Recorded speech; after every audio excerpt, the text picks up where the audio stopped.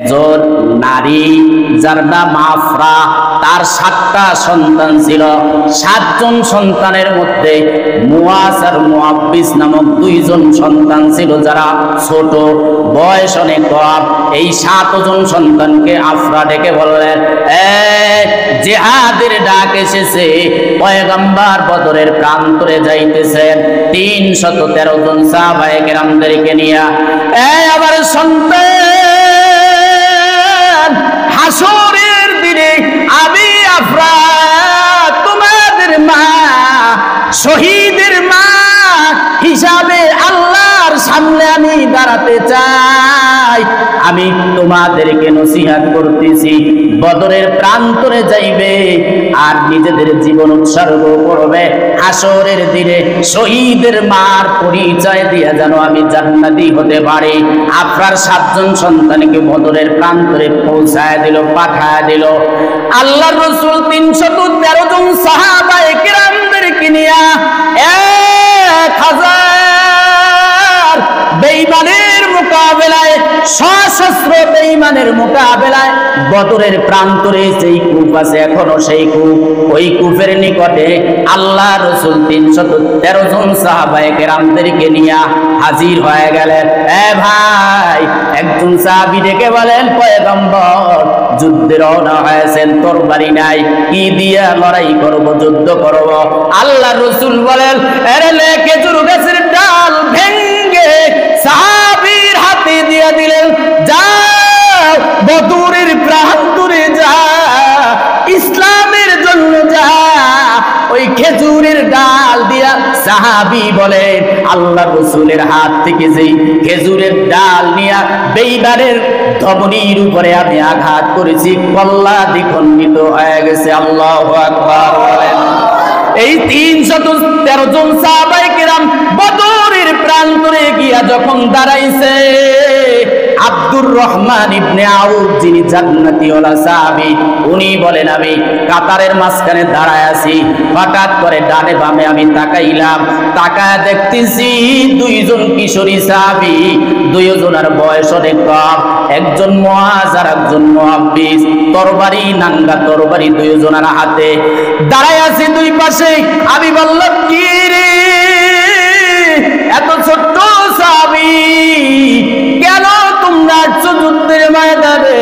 মুআজ ডেকে বলে, ও চাচা, আমরা আফরার সন্তান, আমরা জানতে পেরেছি বেঈমান আবু জাহেল পয়গম্বরকে গালি দিয়েছে। ও চাচা, আবু জাহেলকে চিনি না, শপথ করে বাড়ির থেকে বের হয়েছি, আল্লাহর সাথে চুক্তি করে এসেছি, হয় আবার জীবন যাবে, নয় বেঈমান আবু জাহেলকে হত্যা করে বাড়িতে ফিরব। তরবারি নিয়ে দাঁড়ায় গেছে। মুআজ বলেন, ও চাচা, আবু জাহেলকে কখনো দেখি নাই, আপনি আমাকে আবু জাহেলকে দেখা দেন। বাম দিক থেকে আওয়াজ দিছে, মুআজের ভাই। মুআব্বিস ডাক দিয়া কি কথা বললেন, নাঙ্গা তরবারি দিয়ে আজকে শায়েস্তা করা হবে, পাপিষ্ঠ আবু জাহেলকে আমাদেরকে দেখা দেন। আব্দুর রহমান ইবনে আউফ বলেন, আমি তাকায় দেখলাম মুশরিকদের ভিতরে আবু জাহেলকে দেখা যায়। আমি হাত দিয়ে ইশারা করলাম, তোমরা যাকে চাও ওই যে আবু জাহেল। আব্দুর রহমান ইবনে আউফ বলেন, আওয়াজটা দেওয়া মাত্র মুআজ আর মুআব্বিস নাঙ্গা তরবারিটা নিয়ে সামনে আগায় গেলেন। মুআজ নিজেই বর্ণনা করতেছেন, 2 ভাইয়ের মধ্যে মুআব্বিস শাহাদাত বরণ করেছে, মুআজ জীবিত ছিল। পরবর্তীতে তিনি ঘটনা এভাবে বর্ণনা করেন, আমরা 2 ভাই যখন তরবারি নিয়ে সামনে অগ্রসর হলাম, সামনে যখন যাইতেছি, এমন সময় একজন সাহাবী আওয়াজ দিলেন, কিরে মুআজ, কই যাও? আবু জাহেলের সামনে যেও না, তোমাকে হত্যা করে ফেলবে। এই আওয়াজটা যখন শুনলাম, ঈমানের পাওয়ার আরো বেড়ে গেছে। আজকের আবু জাহেলকে খতম করে বাড়িতে ফিরব। মুআব্বিস বলেন, মুআজ বলেন, 2 জনে আমরা সামনে অগ্রসর হলাম। একটা মুহূর্তে গিয়ে যখন আমরা আবু জাহিলকে খালি অবস্থায় পেলাম নেতাকে। সাথে সাথে মুআজ বলেন, আমি আমার নাঙ্গা তরবারি দিয়ে আঘাত করলাম। বড় বড় ঘোড়ার উপরে আবু জাহেল চড়া অবস্থায় আছে। আমরা যে তরবারি দিয়ে আঘাত করতেছি, ওই তরবারি আঘাত আবু জাহেলের গায়ে লাগে না। এরপরে ঘোড়ার পায়ের উপরে আঘাত করলাম।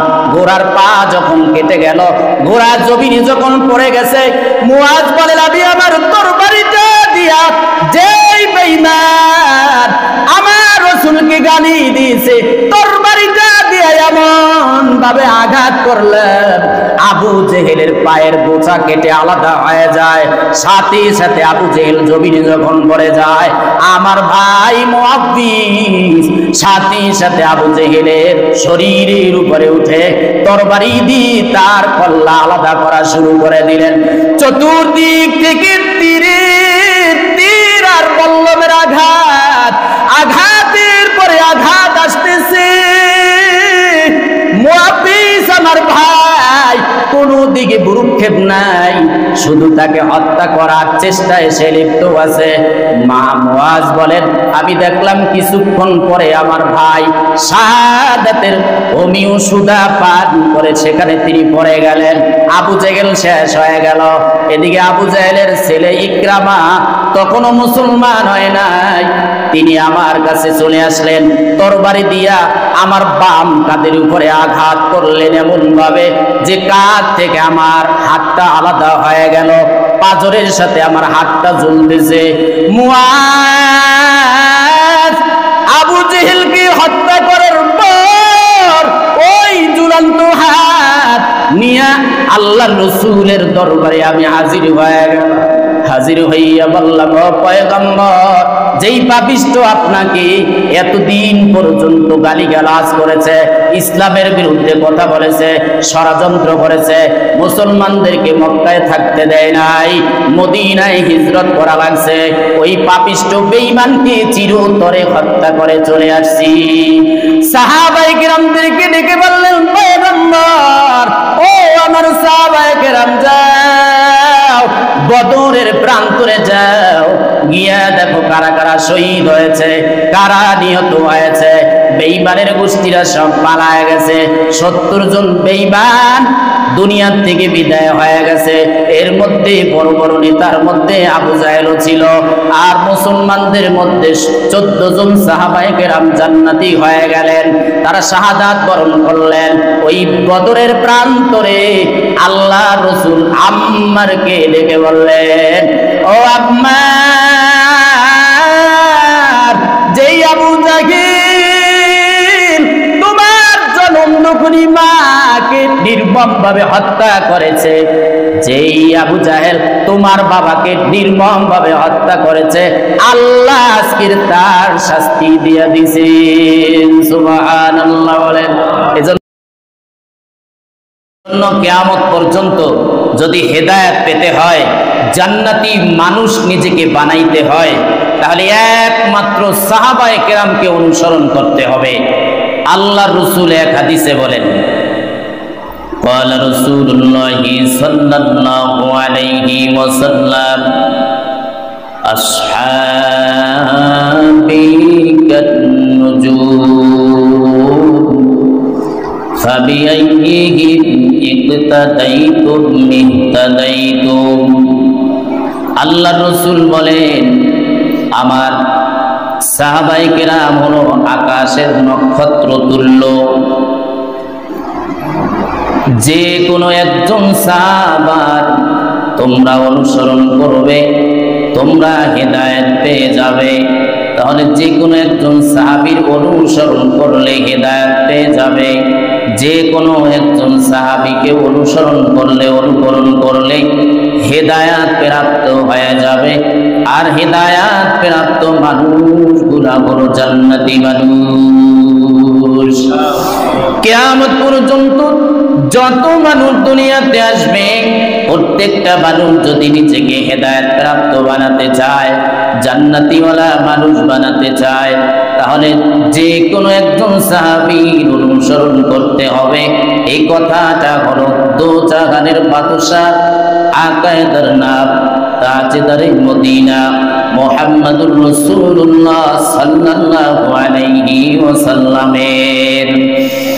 আল্লাহ রাসূল ভিন্ন হাদিসে বলেন, আল্লাহ আল্লাহ ফি আসহাবি লা তাত্তাখিযুহুম গরাদাম মিন বাদি। আল্লাহ রাসূল বলেন, এ দুনিয়ার মানুষ, আমার সাহাবায়ে কিরামের ব্যাপারে আল্লাহকে ভয় করো, আল্লাহকে ভয় করো। আমার সাহাবায়ে কিরামদেরকে তোমরা সমালোচনার পাত্র বানিও না, সমালোচনার কেন্দ্রবিন্দু বানিও না। লা তাত্তাখিযুহুম গরাদাম মিন বাদি। আমার পরে আমার সাহাবায়ে কিরামদেরকে সমালোচনার কেন্দ্রবিন্দু বানাইও না। আমার সাহাবায়ে কিরামদেরকে সাহাবায়ে কিরামের প্রতি বিদ্বেষ পোষণ করিও না, কারণ আমার সাহাবায়ে কিরামদের প্রতি বিদ্বেষ পোষণ, আমার প্রতি বিদ্বেষ পোষণ করার কারণেই সাহাবায়ে কিরামের প্রতি বিদ্বেষ পোষণ করা হয়। যে সাহাবায়ে কিরামদেরকে, যারা সাহাবায়ে কিরামদেরকে কষ্ট দিবে, আল্লাহর রাসূল বলেন সেজন্য তারা যেন আমাকে কষ্ট দিল। আর যারা আমি পয়গম্বরকে কষ্ট দিবে, তারা যেন আমার আল্লাহকে কষ্ট দিল। আর যে আল্লাহকে কষ্ট দিবে, আল্লাহর শাস্তি তাদেরকে গ্রেফতার করবে। আমার সাহাবায়ে কিরামদেরকে জানো, যারা ভালোবাসবে, মহব্বত করবে, আল্লাহর রাসূল বলেন আমি পয়গম্বরকে মহব্বত করার কারণেই আমার সাহাবায়ে কিরামদেরকে মহব্বত করা হলো। অর্থাৎ সাহাবায়ে কিরামদেরকে মহব্বত করা ভালোবাসা, রাসূলের প্রতি মহব্বত করা ভালোবাসার প্রতি। এজন্য সাহাবায়ে কিরামদেরকে সমালোচনা করা যাবে না, তাদের গীবত করা যাবে না, শিকায়ত করা যাবে না, সমালোচনা করা যাবে না, বিদ্বেষ পোষণ করা যাবে না। এক একজন সাহাবী এমন, আল্লাহর রাসূল বলেন আকাশের নক্ষত্র। সমুদ্রের ভিতরে মানুষ যখন পানির ভিতরে পড়ে যায়, হাবুডুবু খায়, বাঁচার জন্য চেষ্টা করে, কোথায় যদি আলো দেখতে পায়, ওই আলো কিন্তু অনুসরণ করে, অনুকরণ করে, ওই আলো ফলো করে ওই সমুদ্রে। যেই ব্যক্তি পড়ে গেছে, আলো অনুসরণ করে সে বাঁচার জন্য চেষ্টা করে। ঠিক তেমনি ভাবে এক একজন সাহাবী, আল্লাহর রাসূল বলেন আকাশের নক্ষত্র তুল্য। যে কোনো একজন সাহাবীর অনুসরণ করা হবে, সে হেদায়েত পেয়ে যাবে এবং সে জান্নাতি মানুষ হিসাবে দুনিয়ার জমিন থেকে বিদায় হতে পারবে। মোট কথা হলো, সাহাবায়ে কেরামের ব্যাপারে কখনো বিদ্বেষ পোষণ করা যাবে না, সমালোচনা করা যাবে না। এজন্য আহলে সুন্নাত ওয়াল জামাতের আকীদা ও বিশ্বাস হলো, সাহাবায়ে কেরাম সমালোচনার ঊর্ধ্বে তাদেরকে রাখতে হবে। তাদের সমালোচনা করা, বিদ্বেষ পোষণ করা সম্পূর্ণরূপে হারাম। সূরাতুত তাওবা 100 নম্বর আয়াতে আল্লাহ বলেন, ওয়াস-সাবিকুনাল আউয়ালুনা মিনাল মুহাজিরিন ওয়াল আনসার। মুহাজির কাদেরকে বলা হয়? যারা মক্কা থেকে মদিনায় হিজরত করে চলে গেছেন, এদেরকে মুহাজির বলা হয়। আনসার কাদেরকে বলা হয়?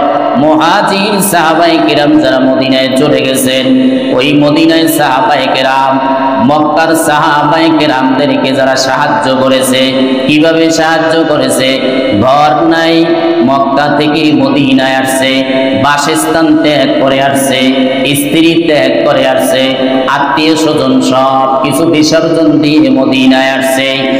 মদিনায় সাহাবায়ে কিরাম, মক্কার সাহাবায়ে কিরামদেরকে সাহায্য করার কারণে আল্লাহ বলেন ওয়াল আনসার, নুসরাত করার কারণে তাদেরকে আনসার আল্লাহ নিজে উপদেশ দিয়েছেন। যার বউ নাই, স্ত্রী নাই, একজন আনসারী সাহাবী, তার একাধিক স্ত্রী আছে, একজনকে তালাক দিয়া ওই মুহাজির সাহাবায়ে কেরামের সঙ্গে বিবাহ বন্ধনে আবদ্ধ করে দিয়েছেন। বাসস্থান নাই, ঘরের ব্যবস্থা করে দিয়েছেন। জমি জমা নাই, জমির ব্যবস্থা করে দিয়েছেন। এইভাবে সর্বত্র ভাবে আনসারী সাহাবায়ে কেরাম, মদিনার সাহাবায়ে কেরাম, মক্কা থেকে আগত সাহাবায়ে কেরামদেরকে সাহায্য আর সহযোগিতা করার কারণে আল্লাহ নিজে বলেছেন মিনাল মুহাজিরিনা ওয়াল আনসার। মুহাজির আর আনসারী সাহাবায়ে কেরামের মধ্যে যারা অগ্রগামী ঈমান আনয়ন করার ক্ষেত্রে এবং যারা প্রথম, একটা কথা আল্লাহ বললেন। এরপরে আল্লাহ বললেন ওয়াল্লাযীনা তাবাউহুম বিইহসান, নিষ্ঠার সাথে যারা সাহাবায়ে কেরামদেরকে অনুসরণ করে। দুইটা কথা বলেছেন, মুহাজির এবং আনসারী সাহাবায়ে কেরামের মধ্যে যারা অগ্রগামী এবং প্রথম, এবং এই সাহাবায়ে কেরামদেরকে যারা অনুসরণ করবে, সাহাবায়ে কেরামদেরকে যারা অনুসরণ করবে, আল্লাহ বলেন রাদিয়াল্লাহু আনহুম ওয়া রাদু আন, আল্লাহ তাআলা তাদের উপরে সন্তুষ্ট হয়ে গেছেন আর তারাও আল্লাহর উপরে সন্তুষ্ট হয়ে গেছেন। তাহলে মুহাজির সাহাবায়ে কেরামের উপরে আমার আল্লাহ সন্তুষ্ট হয়ে গেছেন, আনসারী সাহাবায়ে কেরামের উপরে আমার আল্লাহ সন্তুষ্ট। এই আনসারী এবং মুহাজির সাহাবায়ে কেরামদেরকে কিয়ামত পর্যন্ত আনেওয়ালা মানুষ যারা অনুসরণ অনুকরণ করবে, ঈমান আনয়ন করার ক্ষেত্রে, আমলের লাইনে, ইসলামের লাইনে, আমার আল্লাহ তাদের উপরেও সন্তুষ্ট হয়ে যাবে। সুবহানাল্লাহ। খালি কি সন্তুষ্ট না, আমার আল্লাহ বলেন ওয়া'আদ্দা লাহুম জান্নাতিন তাজরি মিন তাহতিহাল আনহার খালিদিনা ফিহা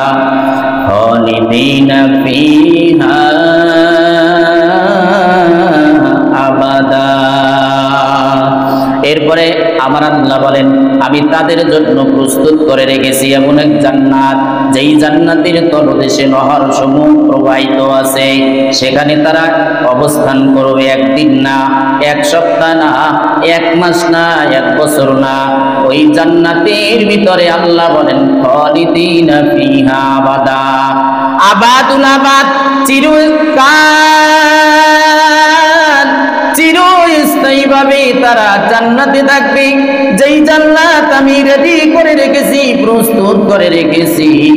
এরপরে আমার আল্লাহ বলেন যালিকাল ফাউজুল আযীম, উহাই হলো মহাসাফল্য, মহাসফলতা। এ ভাই, দুনিয়াতে আমেরিকার গ্রিন কার্ড পাইলে মানুষ সফলতা মনে করে।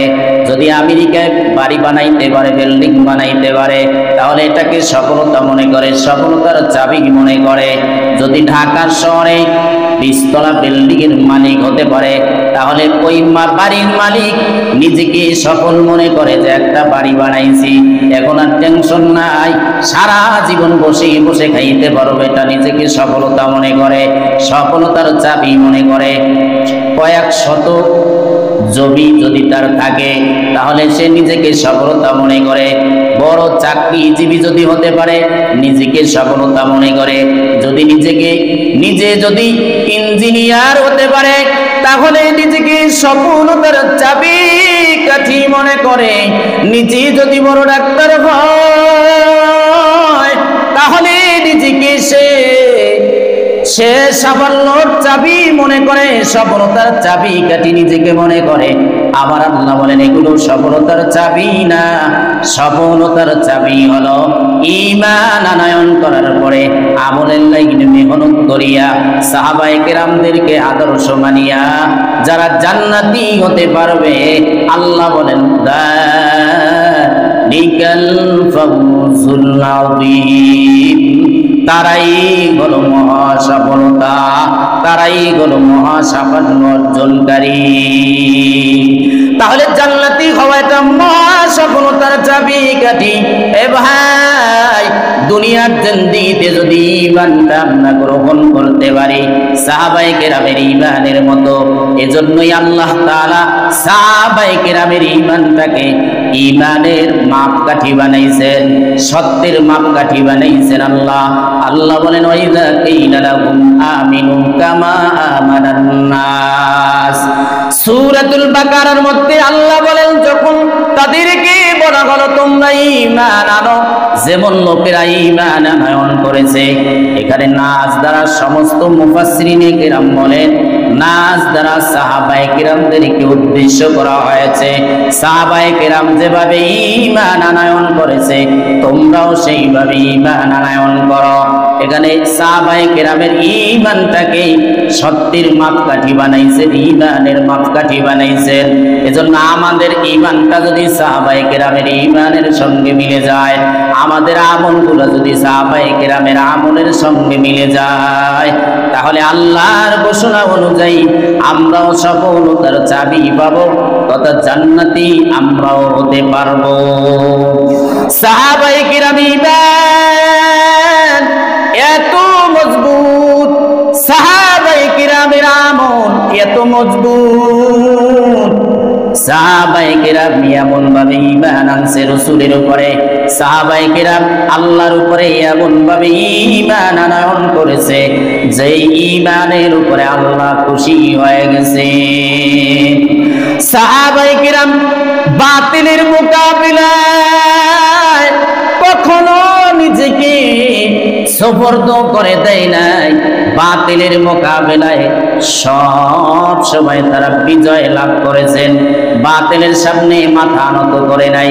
সমাজের কুসংস্কারের বিরুদ্ধে সব সময় সাহাবায়ে কেরাম সোচ্চার ছিলেন, কখনো কুসংস্কার গ্রহণ করেন নাই। সমাজের ভিতরে রাষ্ট্রের ভিতরে যদি আইয়ামে জাহিলিয়াতের কোনো কুসংস্কার, কোনো রসম, কোনো রেওয়াজ যদি চালু থাকতো যেটা ইসলাম গ্রহণ করে না, ওই কুসংস্কারের বিরুদ্ধে সাহাবায়ে কেরাম কথা বলেছেন।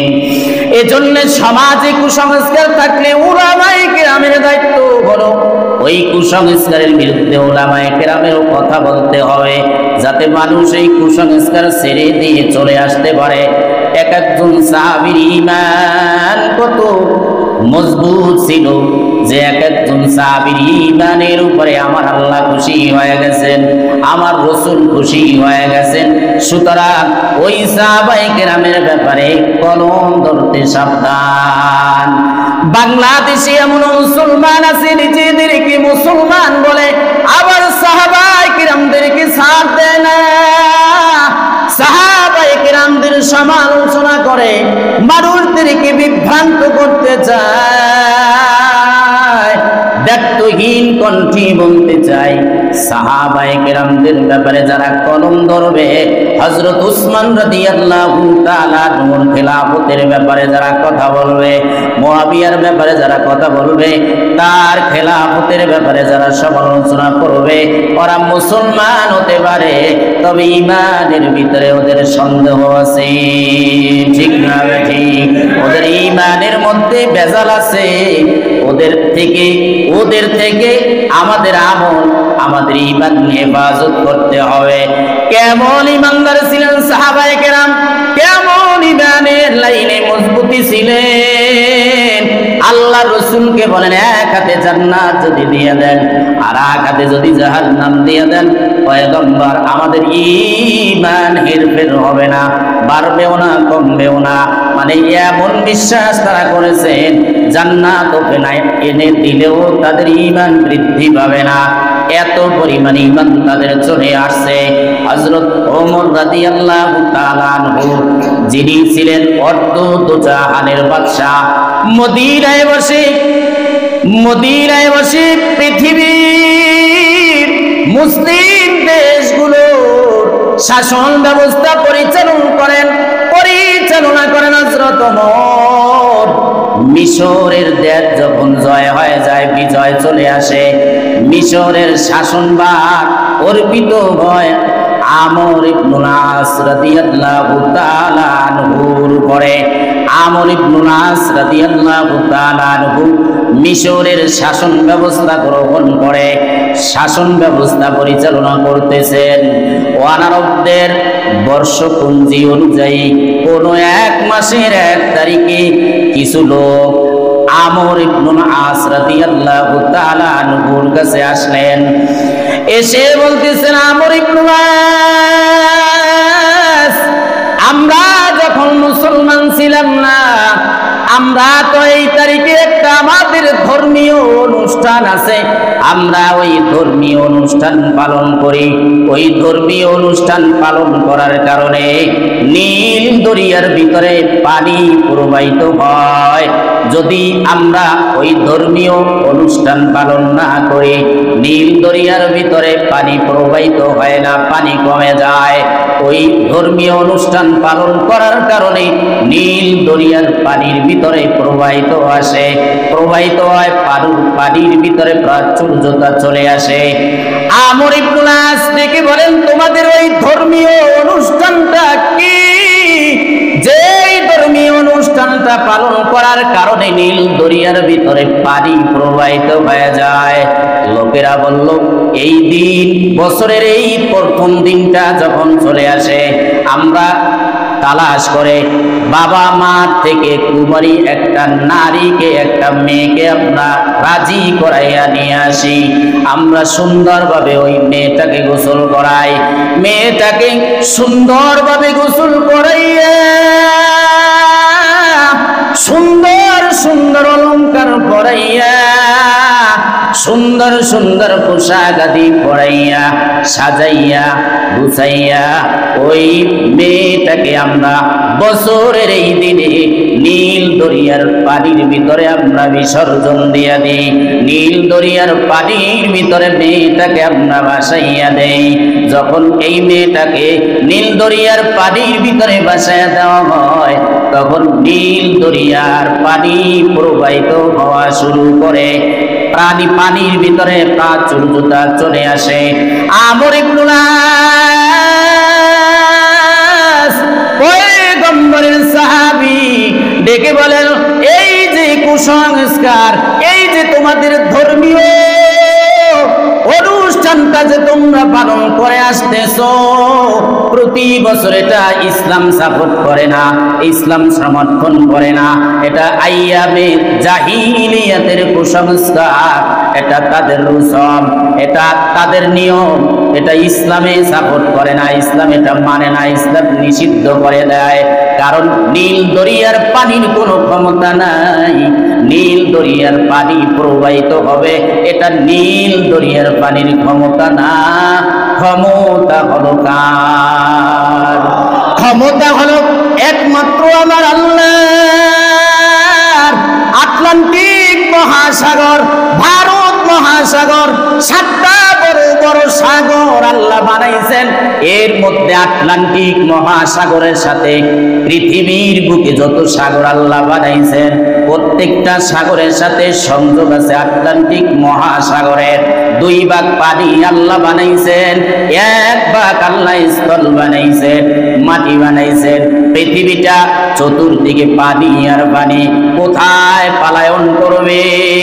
আমার আল্লাহ বলে, ইয়া মা'শারাল জিন্নি ওয়াল ইনসি ইসতাতা'তুম আন তানফুযু মিন আকতারিস সামাওয়াতি ওয়াল আরদি ফানফুযু লা তানফুযুনা ইল্লা বিসুলতান। আমার আল্লাহ ডেকে বললেন, দুনিয়ার মানুষ আমার পৃথিবীর এরিয়া থেকে কোথায় পলায়ন করবে, কোথায় পালিয়ে যাবে? পারলে যাও, আমার সীমানা থেকে পালিয়ে তোমরা যাও। যারা আমার সূর্যের আলো পাইয়া, চাঁদের আলো পাইয়া, যারা জমিনের ভিতরে নামাজ আদায় করো না, নাফরমানি করো, ফজর পড়ো নাই, যোহর পড়ো নাই, আসর পড়ো নাই, মাগরিব পড়ো নাই, এশাও পড়ো না, ঘুমায়া কাটাও, এরা আমার এরিয়া থেকে পাতলে বেরিয়ে যাও, পালায়া যাও। আল্লাহ বলেন, না না, পৃথিবীটাকে আমি চতুর্দিক থেকে সমুদ্রের পানি দিয়ে আমি বেষ্টনী করে রেখেছি। কেউ যদি পালাইতে চায় নিজেকে হারিয়ে ফেলবে, পালাইতে পারবে না। আমর ইবনুল আস রাদিয়াল্লাহু তাআলা আনহু বলেন, তোমাদের এই অনুষ্ঠান, মেয়েকে, সুন্দর একটা মেয়েকে দিল দরিয়ায় যে তোমরা ভাসাইয়া দাও, বছরের প্রথম দিন আসলেই যে মেয়েটাকে তোমরা বিসর্জন দাও, এটা ইসলাম সমর্থন করে না, ইসলাম এটা মানে না। এরপরে লোকেরা চলে গেল। ওই বছর মেয়ে নীল দরিয়ার ভিতরে বিসর্জন না দেওয়ার কারণে নীল দরিয়ার পানি আর প্রবাহিত হয় নাই। লোকেরা দেশান্তরিত হওয়ার চিন্তায় আছে। এই মুহূর্তে আমর ইবনুল আস চিঠি লিখলেন মদিনার খেলাফতের মসনদে বসা অদ্দু জাহানের বাদশা আমিরুল মুমিনিন হযরত ওমরের কাছে। চিঠির মধ্যে সবিস্তারে লিখে যখন চিঠি পাঠিয়ে দিলেন দূতের মাধ্যমে, চিঠি যখন নিয়ে আসলো হযরত ওমরের দরবারে, হযরত ওমর চিঠি বললেন। চিঠি পড়ে তিনি চিঠির অপর পৃষ্ঠায় লিখলেন, আমর ইবনুল আস, তুমি যে লোকেদেরকে যেই কথা তুমি বলেছো এটাই সঠিক কথা, তুমি সঠিক পরামর্শ দিয়েছো, তোমার কথাটা বড় সুন্দর হয়েছে। তবে তোমার চিঠির পাশাপাশি আমি আমিরুল মুমিনিন একটা চিরকুট লিখে দিতেছি, আর একটা চিঠি লিখে দিতেছি। এই চিঠিটা তোমার কাছে পৌঁছা মাত্রই এই চিঠি তুমি নীল দরিয়ার পানির ভিতরে ফেলে দিবে। আল্লাহু আকবার বলেন। হযরত ওমর চিঠি লিখতে বসলেন। চিঠির মধ্যে লিখলেন, আল্লাহর বান্দা আমিরুল মুমিনিন খলিফাতুল মুসলিমিন হযরত ওমরের পক্ষ থেকে চিঠি।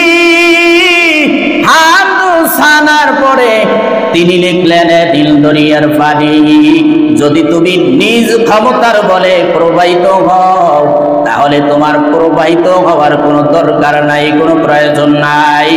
আর যদি তুমি প্রবাহিত হয়ে থাকো আল্লাহর ওয়ার্ডারে, আল্লাহর হুকুমে, তাহলে আমি ওমর ওই মহাপরাক্রমশালী আল্লাহ তাআলার কাছে আরজি পেশ করতেছি, প্রার্থনা করতেছি, আল্লাহ যেন নীল দরিয়ার পানি তোমাকে প্রবাহিত করে দেয়।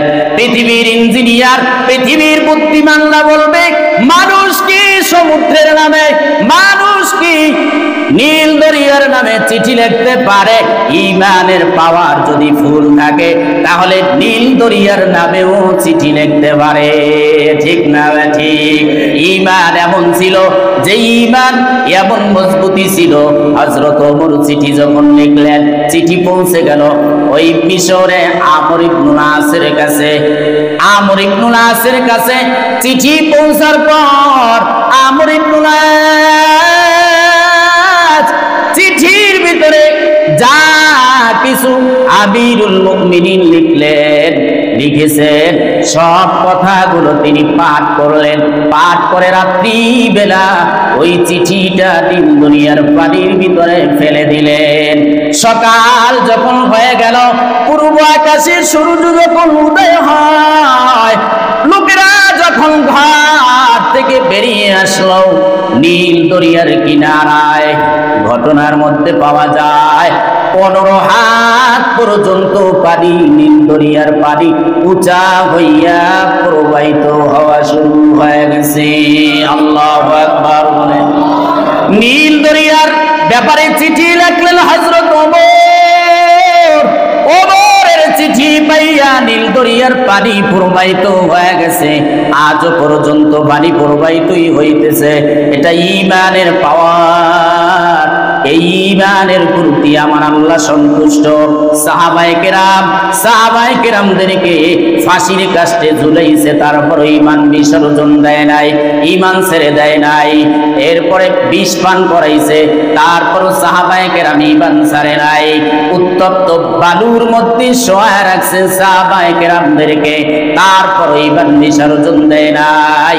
আর আমাদের হালাত হলো টাকা পাইলেই ঈমান বিক্রি করে দে। টাকার কারণে আমরা ঈমান ছেড়ে দেই।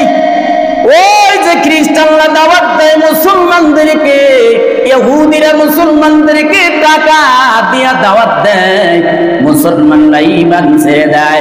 আর সাহাবায়ে কেরাম এমন ছিলেন, নিজের জীবনটা বিসর্জন দিয়ে দিয়েছেন, তারপর ঈমান বিসর্জন দেয় নাই।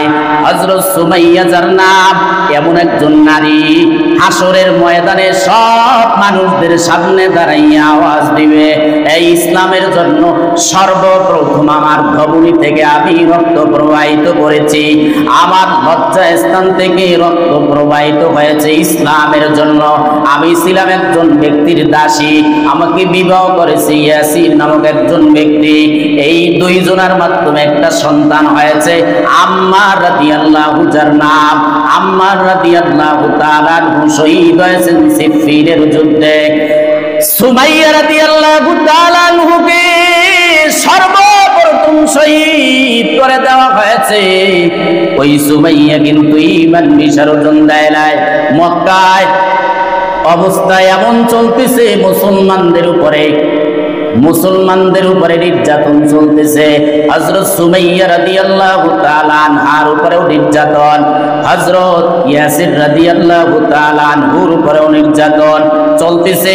আবু জেহেল উত্তপ্ত বালুর ভিতরে তাদেরকে শোয়াইয়া তারপরে শাস্তি দিতেছে। আল্লাহর রাসূল বলেন, একদিন আমি তাদের পাশ দিয়ে যাইতেছি, তাদের অত্যাচার দেখে আল্লাহর রাসূল বলেন, সবরান আলা ইয়াসির ফাইন্না মাউইদা লিল জান্নাহ। হে ইয়াসিরের পরিবার, ধৈর্য ধারণ করো, তোমাদের ব্যাপারে জান্নাতের প্রতিশ্রুতি রয়েছে। দুনিয়ার জীবন শেষ হওয়ার পরে তোমরা জান্নাতে যাবে, আল্লাহ রাসূল ঘোষণা দিলেন।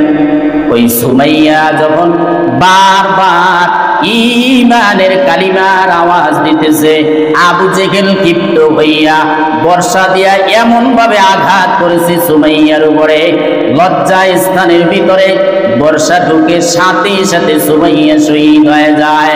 হাসরের দিনে সুমাইয়া ডাক দিয়া বলবে, পৃথিবীর মানুষ, ইসলামের জন্য আমি আমার শরীর থেকে সর্বপ্রথম রক্ত ঝরাইছি, আল্লাহ তাকে বিনা হিসাবে জান্নাত দিয়ে দিবেন। আল্লাহর রাসূলও জান্নাতের ঘোষণা দুনিয়াতে দিয়েছেন। ইয়াসির রাদিয়াল্লাহু তাআলা আনহুকে খোলা নাঙ্গা তরবারি নিয়ে বালুর মাটির ভিতরে নিয়ে গেছে কাফেররা, চতুর্দিকে বেষ্টনী দিয়া দাঁড়ায় আছে। ইয়াসির রাদিয়াল্লাহু তাআলা আনহু মাঝখানে দাঁড়ালো, চতুর্পাশে নাঙ্গা তরবারি নিয়ে কাফেররা দাঁড়িয়ে আছে।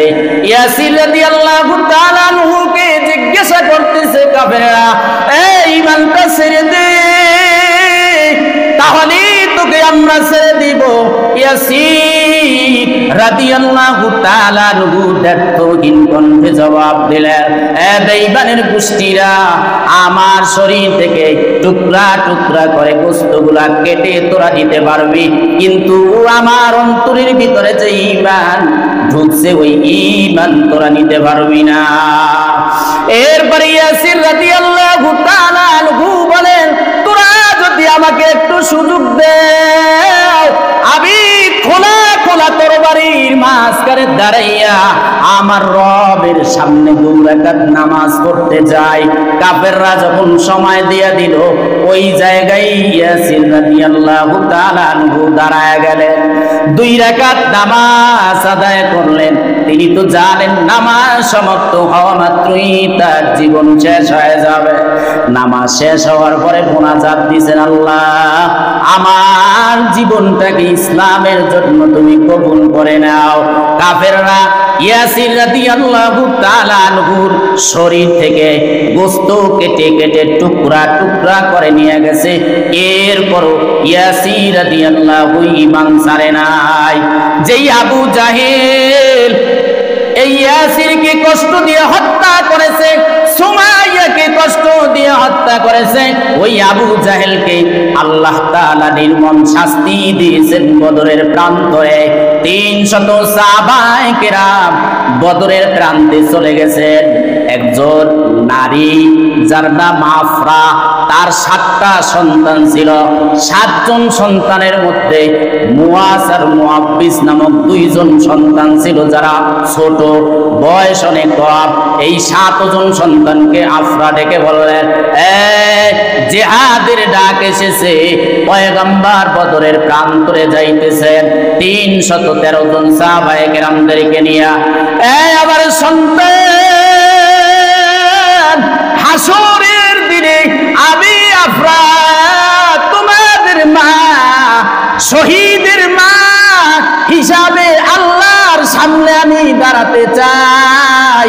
আমি তোমাদেরকে নসিহত করতেছি, বদরের প্রান্তরে যাইবে আর নিজেদের জীবন উৎসর্গ করবে। হাসরের দিনে শহীদের মার পরিচয় দিয়ে যেন আমি জান্নাতি হতে পারি। আফরার 7 জন সন্তানকে বদরের প্রান্তরে পৌঁছায় দিল, পাঠায় দিল। আল্লাহর রাসূল 313 জন সাহাবায়ে কেরামদেরকে নিয়ে 1000 বেঈমানের মোকাবেলায়, সশস্ত্র বেঈমানের মোকাবেলায় বদরের প্রান্তরে যেই কূপ আছে এখনো সেই কূপ, ওই কূপের নিকটে আল্লাহ রাসূল 313 জন সাহাবায়ে কেরামদেরকে নিয়ে হাজির হয়ে গেলেন। ভাই, একজন সাহাবী ডেকে বলেন, পয়গম্বর যুদ্ধে রওনা হয়েছেন, তরবারি নাই, কি দিয়া লড়াই করব, যুদ্ধ করব? আল্লাহ রাসূল বলেন, লে খেজুর গাছের ডাল ভেঙ্গে সাহাবীর হাতে দিয়ে দিলেন, যাও বদরের প্রান্তরে যা, ইসলামের জন্য যা। ওই খেজুরের ডাল দিয়া সাহাবী বলেন, আল্লাহ রাসূলের হাত থেকে যেই খেজুরের ডাল নিয়া বেঈমানের ধমনীর উপরে আমি আঘাত করেছি, কল্লা দ্বিখণ্ডিত হয়ে গেছে। আল্লাহু আকবার বলেন। এই 313 জন সাহাবায়ে কেরাম বদরের প্রান্তরে গিয়া যখন দাঁড়াইছে, আব্দুর রহমান ইবনে আউফ, যিনি জান্নাতি ওয়ালা সাহাবী, উনি বলেন, আমি কাতারের মাঝখানে দাঁড়ায় আছি, হঠাৎ করে ডানে বামে আমি তাকাইলাম, তাকায় দেখতেছি 2 জন কিশোরী সাহাবী, 2 জনের বয়স অনেক কম, একজন মুআজ আর একজন মুআব্বিস, তরবারি নাঙ্গা তরবারি 2 জনের হাতে দাঁড়ায় আছে 2 পাশে। আমি বললাম, কি রে এত ছোট্ট সাহাবী, কেন তোমরা যুদ্ধের ময়দানে? মুআজ ডেকে বলে, ও চাচা, আমরা আপনার সন্তান, আমরা জানতে পেরেছি বেঈমান আবু জাহেল পয়গম্বরকে গালি দিয়েছে। ও চাচা, আবু জাহেলকে চিনি না, শপথ করে বাড়ির থেকে বের হয়েছি, আল্লাহর সাথে চুক্তি করে এসেছি, হয় আবার জীবন যাবে, নয় বেঈমান আবু জাহেলকে হত্যা করে বাড়িতে ফিরব। তরবারি নিয়ে দাঁড়ায় গেছে। মুআজ বলেন, ও চাচা, আবু জাহেলকে কখনো দেখি নাই, আপনি আমাকে আবু জাহেলকে দেখা দেন। বাম দিক থেকে আওয়াজ দিছে, মুআজের ভাই। মুআব্বিস ডাক দিয়া কি কথা বললেন?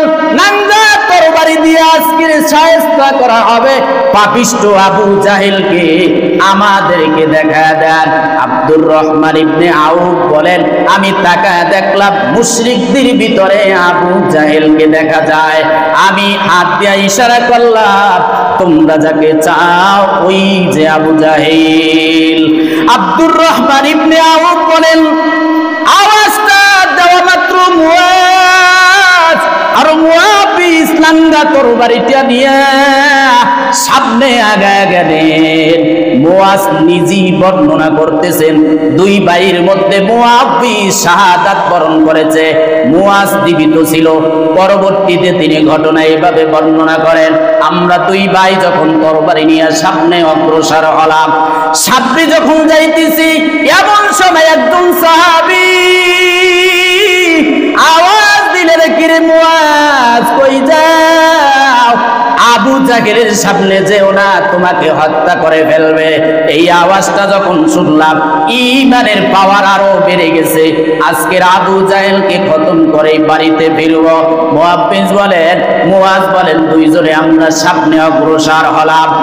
একটা মুহূর্তে গিয়ে যখন আমরা আবু জাহিলকে খালি অবস্থায় পেলাম নেতাকে, সাথে সাথে মুয়াজ বলেন আমি আবার নাঙ্গা তরবারি দিয়ে আঘাত করলাম। বড় বড় ঘোড়ার উপরে আবু জাহেল চড়া অবস্থায় আছে।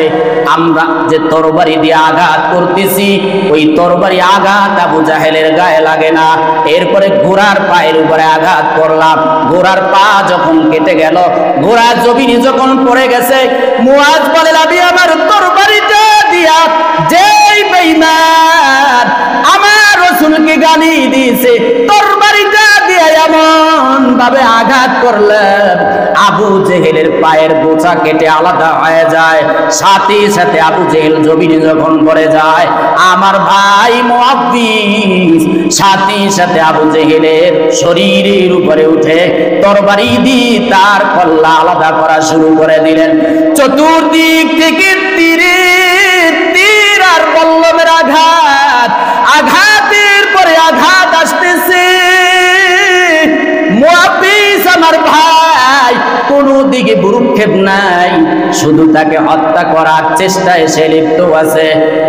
মুয়াজ বলেন আমি দেখলাম কিছুক্ষণ পরে আমার ভাই শাহাদাতের হোমিও সুদা পান করে সেখানে তিনি পড়ে গেলেন।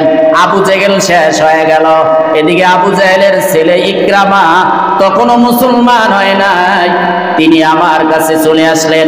তরবারি দিয়া আমার বাম কাঁধের উপরে আঘাত করলেন এমন ভাবে যে কাঁধ থেকে আমার হাতটা আলাদা হয়ে গেল, পাঁজরের সাথে আমার হাতটা ঝুলতেছে। মুয়াজ আবু জেহেলকে হত্যা করার পর ওই ঝুলন্ত হাত নিয়ে আল্লাহর রাসূলের দরবারে আমি হাজির হয়ে গেলাম। হাজির হইয়া বললাম ও পয়গম্বর, যেই পাপিষ্ঠ আপনাকে এতদিন পর্যন্ত গালিগালাজ করেছে, ইসলামের বিরুদ্ধে কথা বলেছে, ষড়যন্ত্র করেছে, মুসলমানদেরকে মক্কায় থাকতে দেয় নাই, মদিনায় হিজরত করা লাগছে, ওই পাপিষ্ঠ বেঈমানকে চিরতরে হত্যা করে চলে আসছি। সাহাবায়ে কেরামদেরকে ডেকে বললেন পয়গম্বর, ও আমার সাহাবায়ে কেরাম যাও বদরের প্রান্তরে যাও, গিয়া দেখো কারা কারা শহীদ হয়েছে, কারা নিহত হয়েছে। বেঈমানের গোষ্ঠীরা সব পালায় গেছে। 70 জন বেঈমান দুনিয়ার থেকে বিদায় হয়ে গেছে। এর মধ্যে বড় বড় নেতার মধ্যে আবু জাহেলও ছিল। আর মুসলমানদের মধ্যে 14 জন সাহাবায়ে কেরাম জান্নাতি হয়ে গেলেন, তারা শাহাদাত বরণ করলেন। ওই বদরের প্রান্তরে আল্লাহর রাসূল আম্মারকে ডেকে বললেন, ও আম্মার, যেই আবু জাহিল তোমার জনমদুখী মাকে নির্মম ভাবে হত্যা করেছে, যেই আবু জাহেল তোমার বাবাকে নির্মম ভাবে হত্যা করেছে, আল্লাহ আজকের তার শাস্তি দিয়ে দিয়েছেন। সুবহানাল্লাহ বলেন। এজন্য আল্লাহর কাছে দোয়া করা চাই। এ ভাই সব সময় এই দোয়াটাই আল্লাহর কাছে করবেন। ও আল্লাহ, সাহাবায়ে কেরামকে যে ঈমানের পাওয়ার তুমি দিয়েছিলে ওই রকম ঈমানের পাওয়ার, ঈমানের নূর আমাদেরকে দান করো। সাহাবায়ে কেরাম আমলের লাইনে যেইভাবে আমল করেছে ওইভাবে আমাদেরকেও আমল করার তৌফিক আল্লাহ দান করেন। রাজি আছেন তো ইনশাআল্লাহ? সাহাবায়ে কেরামের অনুসরণ অনুকরণ জান্নাতি যাওয়ার মাধ্যম। সাহাবায়ে কেরাম এর ব্যাপারে সমালোচনা করলে জাহান্নামে যাওয়ার মাধ্যম হয়ে যাবে। এজন্য কোন মৌলবী, কোন আলেম, কোন আল্লামা যদি সাহাবায়ে কেরামের ব্যাপারে সমালোচনা করে তার বয়ান শোনা জায়েজ নাই। ঠিক না ঠিক? সাহাবায়ে কেরামের ব্যাপারে আল্লাহ মাকামে সাহাবায়ে কেরাম, সাহাবায়ে কেরামের ইজ্জত আর সম্মানের ব্যাপারে আমার আল্লাহ বারবার আয়াত নাযিল করেছেন। রাদিয়াল্লাহু আনহুম ওয়া রাদু আন যালিকা লিমান খাশিয়া রাব্বা। আমি আল্লাহ তাদের প্রতি সন্তুষ্ট, তারাও আমার প্রতি সন্তুষ্ট। এই জন্য সব সাহাবায়ে কেরাম আল্লাহর জান্নাতি। সূরাতুত তাওবা 100 নাম্বার আয়াত খুলবেন, ওখানে আল্লাহ স্পষ্ট সব সাহাবায়ে কেরামদেরকে জান্নাতি ঘোষণা করেছেন। আরেকটা মজার কথা শুনেন, আল্লাহ যদি কোনো বান্দার উপরে একবার সন্তুষ্ট হয়ে যান, দ্বিতীয়বার আর কখনো আল্লাহ তার উপরে অসন্তুষ্ট হবেন না। কারণ কোন বান্দার উপরে আল্লাহ যখন সন্তুষ্ট হয়ে যান, আল্লাহ তো তার ভবিষ্যতের কর্ম সম্পর্কে জানেন, বিদয়ী আল্লাহ সন্তুষ্ট হয়ে গেছেন। আর আল্লাহ যাদের উপরে একবার সন্তুষ্ট হয়ে গেছেন, দ্বিতীয়বার তাদের উপরে আর কখনো অসন্তুষ্ট হবেন না। 2 নাম্বার কথা হলো, একবার যারা জান্নাতে ঢুকবে আর কখনো জান্নাত থেকে আল্লাহ তাদেরকে তাড়ায় দিবে না। সুবহানাল্লাহ। তাহলে জান্নাতি সাহাবায়ে কেরামের অনুসরণ করব না, কাদের অনুসরণ করব? 1400 বছর পরে আইসা যারা সাহাবায়ে কেরামের সমালোচনা করে, সাহাবায়ে কেরামের ব্যাপারে যারা বিদ্বেষ পোষণ করে, এমন ব্যক্তিদের অনুসরণ আমরা করব? কখনো না। আমরা অনুকরণ করব ওই সমস্ত সাহাবায়ে কেরামের ব্যাপারে যাদের ব্যাপারে আল্লাহ তাআলা মর্যাদা এবং ইজ্জতের ব্যাপারে গ্যারান্টি দিয়ে দিয়েছেন, গ্যারান্টি কার্ড দিয়ে দিয়েছেন। এমন সাহাবায়ে কেরামদের ব্যাপারেই আমরা অনুসরণ করব, অনুকরণ করব।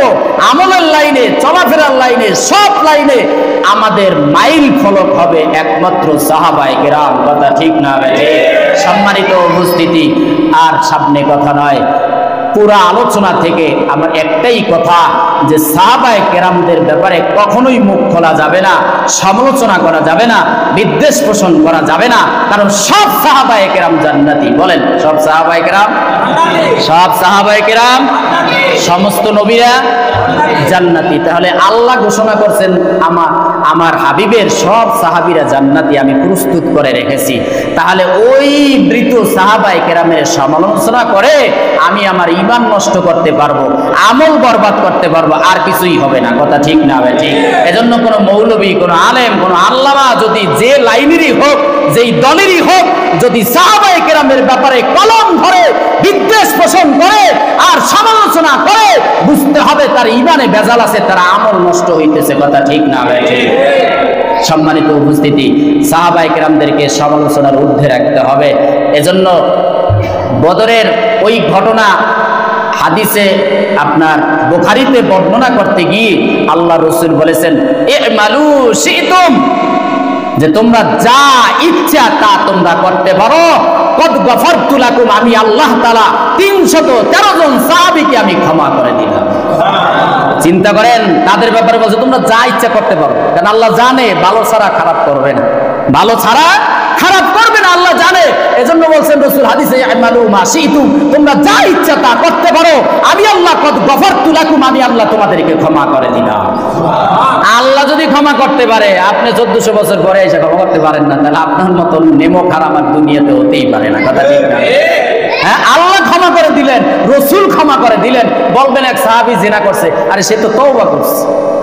এই কথা যখন আমরা বলি, বাতিল পন্থীরা আমাদেরকে প্রশ্ন করে, তাহলে যেই সাহাবায়ে কেরাম জিনা করছে, যেই সাহাবায়ে কেরাম কবিরা গুনাহ করছে, যেই সাহাবায়ে কেরাম গুনাহ করছে, সেটাও কি আমরা মানবো? আমরা তো এটা বলি না, না আপনারা এটা মানেন। আমরা বলি না, তারা যে অন্যায় করেছে, গুনাহ করছে, ওইটা আবার আল্লাহর কাছে ক্ষমা চাইয়া, মাপ চাইয়া তারপরে দুনিয়া থেকে বিদায় হয়েছে।